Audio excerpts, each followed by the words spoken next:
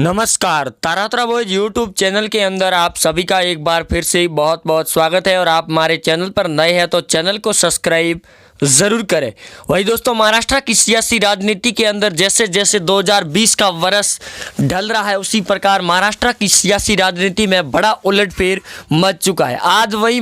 सामना मुखपत्र के अंदर एक बार फिर कांग्रेस पर शिवसेना के द्वारा कई बड़े आरोप प्रत्यारोप लगा दिए गए, जिसके बाद में कांग्रेस एनसीपी आमने सामने हो चुके हैं। यहाँ तक कि सामना मुखपत्र के अंदर संजय राउत ने कांग्रेस पार्टी को इतना नीचे बता दिया कि आने वाले चुनाव में कांग्रेस पार्टी की पूरी तरह से नामो निशान खत्म होने की बात भी कह चुके हैं संजय राउत, जिसकी वजह से सोनिया गांधी और प्रियंका गांधी ने महाराष्ट्र के एमवीए गठबंधन में बड़ा फैसला लेने का ऐलान कर दिया गया है। दूसरी ओर संजय राउत की पत्नी वर्षा राउत को लेकर जहां ईडी का नोटिस जारी हुआ था, आज उनके साथ पूछताछ होनी थी, लेकिन उससे पहले ही वर्षा राउत ने कल ईडी दफ्तर के अंदर अर्जी लिखकर समय मांगा, जिसके बाद में ईडी अब आज सबसे बड़ा फैसला लेगी वर्षा राउत को लेकर। जिसके बाद संजय राउत लगातार पूरी तरह से बिखर चुके हैं और लगातार वो बयानों पर बयान भी दे रही है। यहां तक कि संजय राउत ने यह भी बयान दिया कि उनके पास में भाजपा के करीब 120 बड़े नेताओं का काला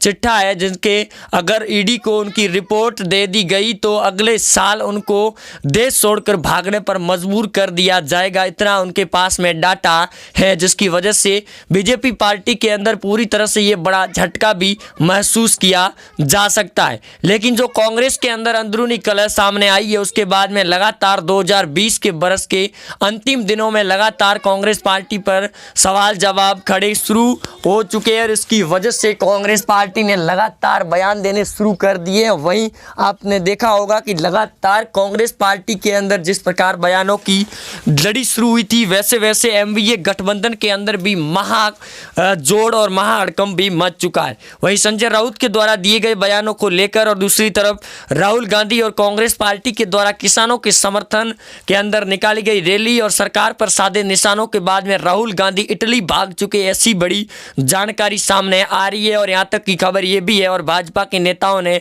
बड़े कटाक्ष भरे शब्दों में यह भी कहा कि राहुल गांधी भारत के अंदर राजनीति करते करते थक चुके हैं, क्योंकि पीएम मोदी के सामने और अमित शाह यानी कि बीजेपी पार्टी के सामने कांग्रेस पूरी तरह से नतमस्तक हो चुकी है। और इसी वजह से अब राहुल गांधी छुट्टियां मनाने के लिए और अपना वीकेंड मनाने के लिए इटली पहुंच गए और किसानों को बीच बचाए चौराहे के अंदर छोड़कर वो भाग चुके हैं। वहीं महाराष्ट्र के एमवीए गठबंधन के बाद में अब लगातार ईडी की पूरी तरह से शिकंजा है और इसी को लेकर शिवसेना के विधायकों ने भी ये बयान देने शुरू कर दिए है कि जहां भी सरकार के खिलाफ आवाज़ उठाई जा रही है तो उनके ऊपर लगातार दबाव बनाया जा सकता है। और संजय राउत ने यह भी कहा कि उनकी पत्नी को भेजे गए नोटिस के बाद वो डरने वाले नहीं है और वो पूरी तरह से नंगे हैं और एक बाला साहब ठाकरे के शिव सैनिक है और अगर उनसे कोई टकराने की कोशिश करेगा तो वो सूर सूर हो जाएगा। जिसके बाद में उन्होंने ये भी कहा कि महिलाओं के साथ में ये अत्याचार किया जा रहा है भाजपा पार्टी के द्वारा, तो ये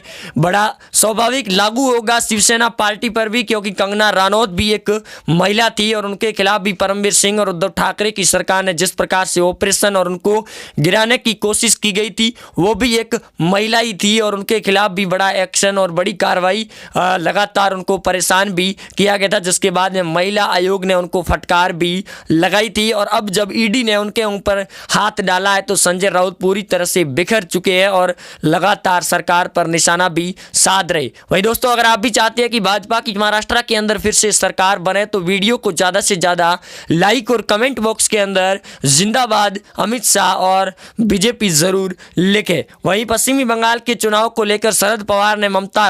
बनर्जी को राय देते हुए कहा कि जिस प्रकार से इस बार जो भाजपा पार्टी अपना ऑपरेशन चला रही है पश्चिमी बंगाल के अंदर, और अगर ममता बनर्जी को जीत हासिल करनी है तो उनके साथ गठबंधन करना होगा। दूसरी ओर यूपी अध्यक्ष को लेकर जहां शिवसेना पार्टी सामना मुखपत्र के अंदर लगातार शरद पवार को यूपीए का अध्यक्ष बनाने के लिए भरपूर कोशिशें कर रही है, जिसके चलते कांग्रेस पार्टी ने पूरी तरह से फटकार लगा दी है कि कांग्रेस पार्टी एक बड़े तौर की और बड़े देश की पार्टी है और वो पार्टी फैसला करेगी कि अध्यक्ष किसको बनाना है और किसको नहीं बनाना है। और अगर कांग्रेस पार्टी बैठक बुलाती है तो उसके अंदर हर एक दल को शामिल हो सकता है, लेकिन एक निचला दल अगर बैठक बुलाए तो उसके अंदर कांग्रेस पार्टी का आना या नहीं आना कोई स्वाभाविक नहीं है। इसकी वजह से संजय राउत ने आज सामना मुखपत्र के अंदर कांग्रेस पर भी अपनी भड़ास निकाल दी और साथ साथ में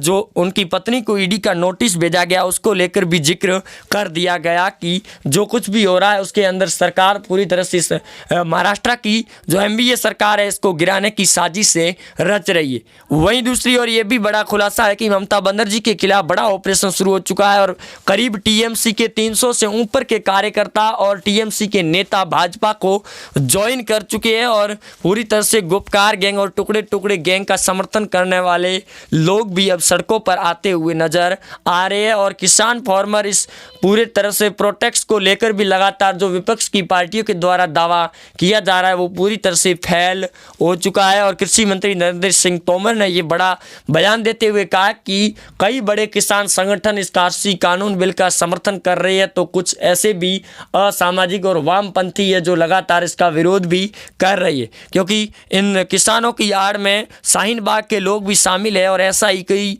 जगहों पर देखने को मिला है जहां शर्जील इमाम जो जेएनयू के अंदर उनके ऊपर दिल्ली पुलिस और गृह मंत्री अमित शाह का एक्शन के चलते कार्रवाई चल रही है और उनको रिहा करने की मांग की जा रही है किसान आंदोलन को अंदर भी, जिसके बाद में किसान आंदोलन के नेता भी पूरी तरह से खुलकर सामने आ गए कि उनका उनसे कोई लेना देना नहीं है और उनके खिलाफ बड़ी कार्रवाई की जाए, जिसके बाद ही उनका सही ठिकाने पर लग सकते हैं। और कृषि कानून बिल को लेकर भी कई बड़े खुलासे आने की पूरी संभावनाएं जताई जा रही है। लेकिन जो महाराष्ट्र की राजनीति के अंदर नए साल के आने से पहले जो भूसाल आया है उसके बाद में 2021 के अंदर क्या कुछ और भूसाल आने की पूरी संभावना है। यहाँ तक कि शरद पवार और उद्धव ठाकरे के ऊपर बयान दे चुके संजय राउत ने भी माना है कि भाजपा पार्टी उनसे लगातार संपर्क भी साध रही है कि ऑपरेशन की तैयारियां पूर्ण हो चुकी है और एनसीपी के करीब 25 और शिवसेना के कुल मिलाकर करीब 25 विधायक बीजेपी के संपर्क में है जो कभी भी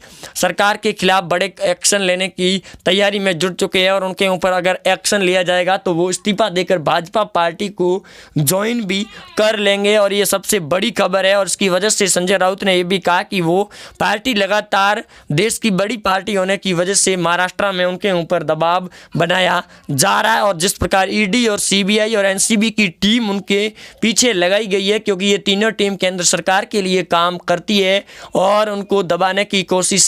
की जा रही है, क्योंकि इस बार महाराष्ट्र के अंदर उद्धव ठाकरे ने और बीजेपी के बीच में हुए इस बातचीत के दौरान अंत में हल ना निकलने की वजह से टुकड़े टुकड़े गैंग के साथ उद्धव ठाकरे ने अपना गठबंधन कर लिया। एक तरफ से उद्धव ठाकरे जब पहले बीजेपी के साथ में थे तो कांग्रेस और एनसीपी पर निशाना साधते थे, लेकिन इस बार बड़े घोटाले के तौर पर शिवसेना पार्टी ने उनके साथ अपनी बात बना ली और शरद पवार के साथ मिलकर राज करना शुरू कर दिया। लेकिन शरद पवार ने भी बड़ा गेम खेल दिया यूपीए अध्यक्ष को लेकर और कांग्रेस पार्टी नाराजगी जाहिर करते हुए बीएमसी के चुनाव होने वाले उनको लेकर भी बड़ा ऐलान जारी कर दिया है। दूसरी ओर कर्नाटक और पश्चिमी बंगाल के अंदर भी चुनाव होने वाले जिसके अंदर कांग्रेस और भाजपा जी तोड़ पूरी लगातार मेहनत कर रही है, लेकिन इस बार लगातार आ रहे बयानों के बाद में कांग्रेस पार्टी पूरी तरह से हिल चुकी है और ये दावा किया जा रहा है कि कांग्रेस पार्टी आने वाले हर एक लोकसभा हो या फिर विधानसभा चुनाव के अंदर पूरी तरह से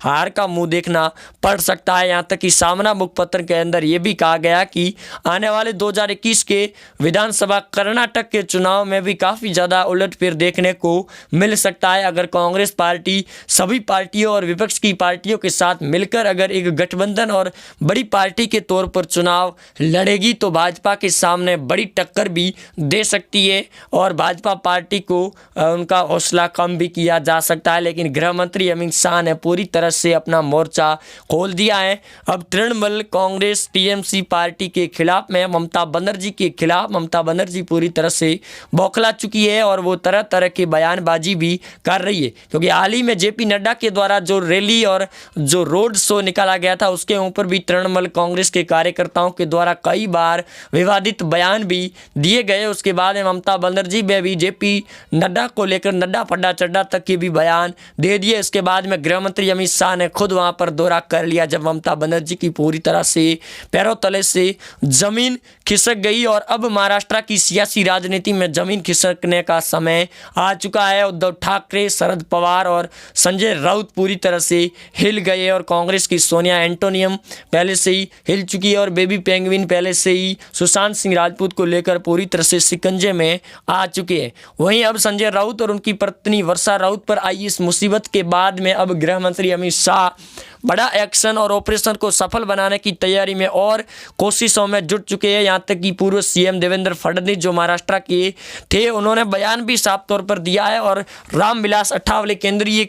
मंत्री ने यह बयान देते हुए कहा कि अगर ईडी उनकी पत्नी के साथ पूछताछ करना चाहती है और अगर संजय राउत को कोई आपत्ति नहीं है तो फिर वो ऐसा नाटक क्यों कर रहे हैं और उनकी पूछताछ करने दी जानी चाहिए। और वो जो दावा कर रहे हैं कि उनकी पत्नी के द्वारा उधार पैसे लिए गए थे अपने एक दोस्त के पास से जिसमें कोई उनकी गलती नहीं है और ये ब्यौरा भी दे चुके हैं, जिसके बाद में लगातार बीजेपी, शिवसेना और शरद पवार के बीच में खींचातानी और लगातार बयानबाजी शुरू हो चुकी है और काफ़ी ज़्यादा राजनीतिक सरगर्मियां बयानबाजी देखने को मिल रही है। इसकी वजह से शरद पवार, उद्धव ठाकरे, संजय राउत पूरी तरह से बिखर कर नज़र भी आ रहे हैं और संजय राउत बातों ही बातों में कई बार तंज भी कस चुके हैं। वहीं आप जुड़े रहेंगे हमारे साथ, चैनल को सब्सक्राइब जरूर करें। मिलते हैं नए अपडेट के साथ, तब तक के लिए जय हिंद, वंदे मातरम।